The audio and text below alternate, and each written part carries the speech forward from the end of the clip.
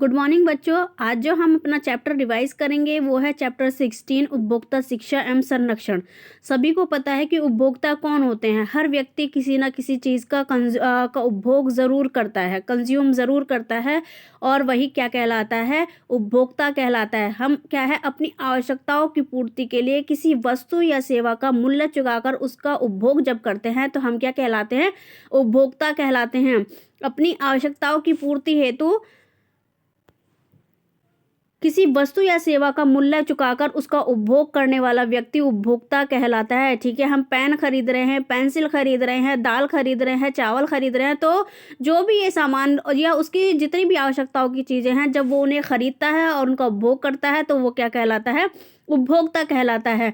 हमें प्रतिदिन क्या है, बहुत सारी वस्तुओं की ज़रूरत पड़ती है और हम क्या है, हम लोग क्या करते हैं, अपने उपयोग और उपभोग के लिए विभिन्न प्रकार की वस्तुएं जैसे दाल, चावल, चीनी, सब्जी, फल इत्यादि खरीदते हैं।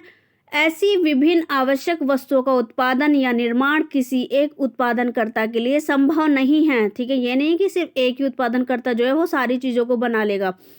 ठीक है, तो ये एक के लिए संभव नहीं है, इसके लिए बहुत सारे उत्पादनकर्ता होते हैं और उत्पादनकर्ता जो होता है वो भी अपने उत्पाद के निर्माण के लिए दूसरे व्यक्ति पर डिपेंड करता है या दूसरे उत्पादनकर्ता पर डिपेंड रहता है, निर्भर रहता है। क्यों? क्योंकि अगर वो कोई प्रोडक्ट बनाएगा, कोई वस्तु जब बनाता है तो उसके लिए उसे कच्चा माल खरीदना पड़ता है और कच्चा माल वो जहाँ से खरीदेगा, जिससे खरीदेगा, यानी वो दूसरे व्यक्ति पर, दूसरे उत्पादनकर्ता पर निर्भर करेगा।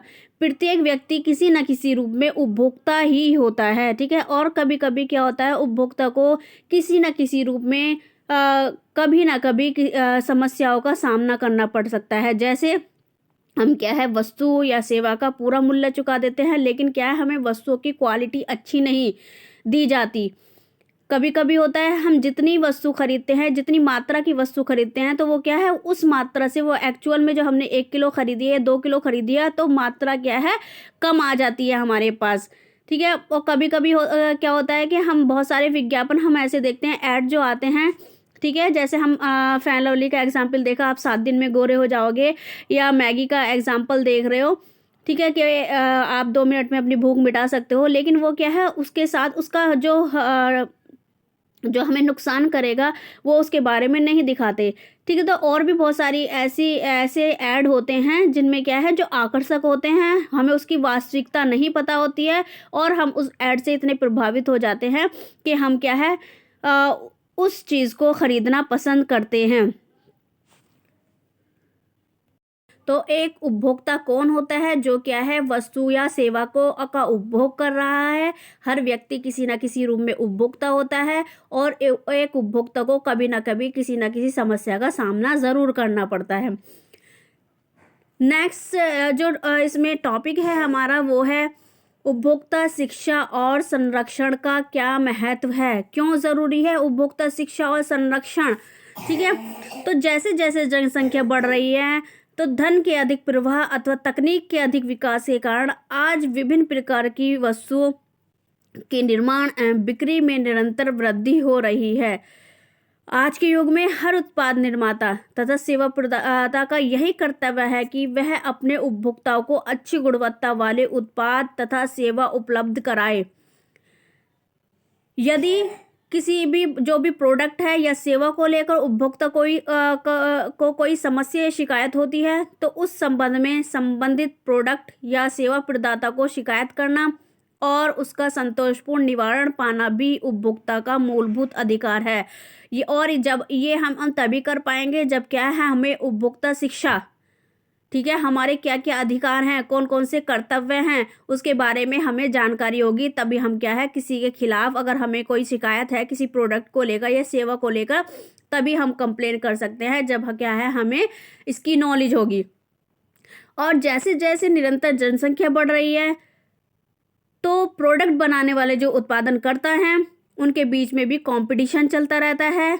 वो क्या करते हैं, अब वो इस कंपटीशन के चलते वो अपने उचित मूल्य पर उपभोक्ता को अधिक संतुष्टि प्रदान करने में के महत्व को भली भांति समझते हैं। ठीक है, उनकी जो प्रोडक्ट जितना अच्छा होगा, ठीक है, आगे भी क्या होगा, जो उपभोक्ता उसे खरीद कर लेकर जाएगा तो क्या दूसरों को जाकर मोटिवेट करेगा।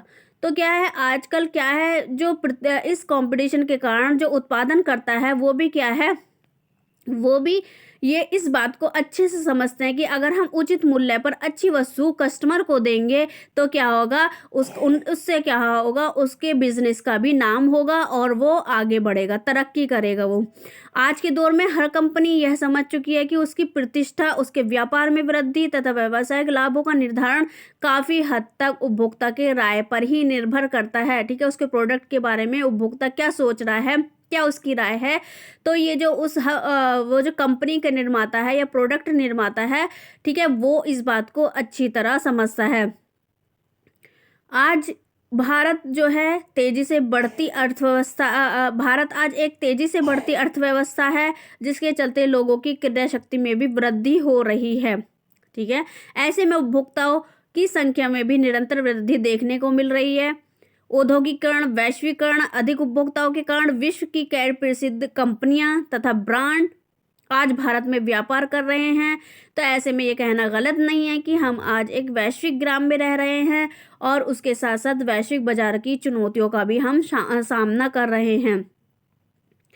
एक उपभोक्ता के अधिकारों की रक्षा एवं कल्याण को सुनिश्चित करने के लिए उपभोक्ताओं को मिलकर एक प्रगतिशील बल के रूप में उभरना है। ठीक है, एक संगठित बल के रूप में स्थापित होने के लिए उपभोक्ताओं को सबसे पहले नए आर्थिक तंत्र, व्यक्तियों के एक दूसरे के साथ, व्यवसाय और सरकार के साथ परस्पर संबंधों को समझना बहुत जरूरी है।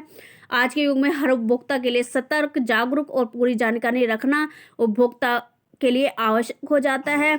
इसलिए उपभोक्ता शिक्षा और संरक्षण आज के उपभोक्ता के लिए बहुत ही महत्वपूर्ण विषय है। ठीक है, जब उसको इस बारे में जानकारी होगी, अपने अधिकारों के बारे में जानकारी होगी, अपने कर्तव्यों के बारे में जानकारी होगी, तभी क्या है वो अच्छी क्वालिटी की चीज़ों को सही मूल्य पर खरीद सकता है। और इसके साथ साथ अगर कभी उसे किसी से प्रोडक्ट को लेकर, किसी उत्पाद को लेकर, किसी वस्तु को लेकर कोई शिकायत होती है तो उसके खिलाफ वो कंप्लेन भी कर सकता है। उपभोक्ता शिक्षा एवं संरक्षण से जुड़ी हुई कुछ यहाँ पर संकल्पनाएं दी गई हैं जिन्हें क्या है हमें समझना बहुत ज़रूरी है। फर्स्ट जो दिया है यहाँ पर,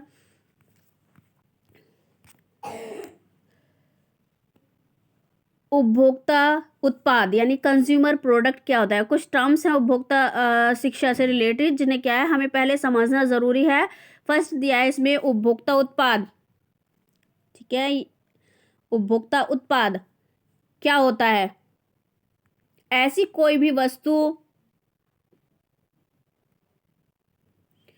जिसे उपभोक्ता के व्यक्तिगत या परिवार के प्रयोग के लिए अपने घर में अथवा किसी संस्थान में, जैसे कोई भी विद्यालय, अस्पताल, महाविद्यालय, कार्यालय आदि में अथवा व्यावसायिक उद्देश्य से निर्मित किया या बिक्री के लिए वितरित किया जाए, उपभोक्ता उत्पाद कहलाता है। क्या तो क्या है यहाँ पर कंज्यूमर प्रोडक्ट क्या है, जो भी ऐसा प्रोडक्ट या उत्पाद जिसका क्या है उपभोक्ता अपने किसी भी उद्देश्य के लिए या प्रयोग के लिए, अब वो प्रयोग कहीं भी हो सकता है, विद्यालय में भी हो सकता है, हॉस्पिटल्स में भी हो सकता है, ऑफिस में भी हो सकता है, उसके लिए उस प्रोडक्ट को बनाया जाए और उसे बेचा जाए।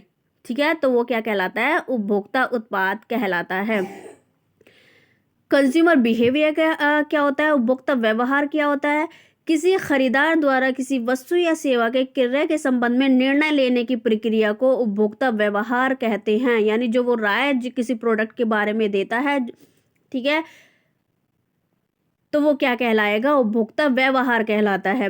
उपभोक्ता फोरम क्या होता है, उपभोक्ता फोरम वह स्थान या संगठन जहां उपभोक्ता उत्पादों, सेवाओं और उनके लाभ तथा हानियों के विषय में चर्चा कर सकता है। ठीक है, जहां पर क्या है उपभोक्ता उत्पाद, सेवा और उनके लाभ तथा हानि की चर्चा कर सकता है, उपभोक्ता फोरम कहलाता है। ठीक है, एक संगठन बना होता है जहां पर क्या है उपभोक्ता जाकर किसी भी प्रोडक्ट के बारे में उसकी लाभ और हानियों की चर्चा कर सकता है।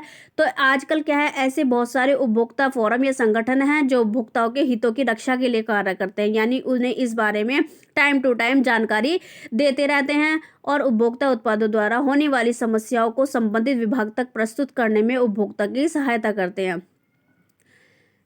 नेक्स्ट, उपभोक्ता आगमन संख्या, किसी भी मॉल में, किसी भी दुकान में, किसी भी स्टोर में एक दिन में जितने ग्राहक आते हैं तो वो जो टोटल नंबर जो होते हैं, कुल संख्या जो होती है उसे हम कहते हैं उपभोक्ता आगमन संख्या, कंज्यूमर फुटफॉल्स, ठीक है।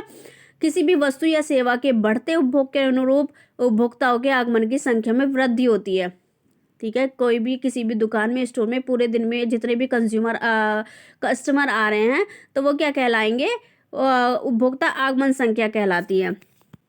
उपभोक्ता की अपेक्षाएं, उपभोक्ता की अपेक्षाओं का तात्पर्य उपभोक्ता को उन उम्मीदों से है जिनके चलते वह कोई उत्पाद खरीदता या कोई उत्पाद या सेवा खरीदता है, ठीक है।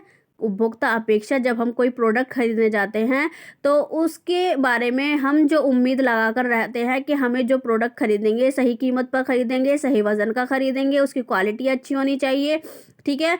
वो हमें असली चीज़, डुप्लीकेट चीज़ नहीं चाहिए, सही असली चीज़ होनी चाहिए, वो उसकी पूरी जानकारी, ठीक है। जो भी हमारी अपेक्षाएं होती हैं किसी भी प्रोडक्ट को लेकर, वो क्या कहलाती हैं, कंज्यूमर अपेक्षाएं कहलाती हैं, ठीक है। यहाँ पर आप देख सकते हैं क्या क्या अपेक्षाएं होती हैं एक कंज्यूमर की। उचित कीमत होनी चाहिए, कोई हम सामान खरीदने जा रहे हैं तो सबसे पहले उसकी कीमत को देखते हैं। उचित कीमत होनी चाहिए, कंज्यूमर के अकॉर्डिंग होनी चाहिए, उसकी पूरी जानकारी होनी चाहिए हमें, ठीक है। वो असली होनी चाहिए, ठीक है, डुप्लीकेट नहीं होनी चाहिए, उसकी क्वालिटी अच्छी होनी चाहिए। और बिक्री और प्रोत्साहन में नैतिकता, ठीक है, जो भी उसे बेच रहा है या मोटिवेट कर रहा है तो वो उसे सही जानकारी देने वाला होना चाहिए। और जो भी हम प्रोडक्ट खरीद रहे हैं वो सही वज़न और माप का होना चाहिए। तो ये जो टर्म्स दी गई हैं ये आपको अच्छे से समझनी है। उपभोक्ता उत्पाद, ठीक है, उपभोक्ता व्यवहार, उपभोक्ता फोरम और उपभोक्ता आगमन संख्या, और लास्ट है उपभोक्ता की अपेक्षाएं। जो भी एक्सपेक्टेशन होती हैं किसी चीज़ को लेकर एक कंज्यूमर की, वो कहलाती हैं उपभोक्ता की अपेक्षाएं।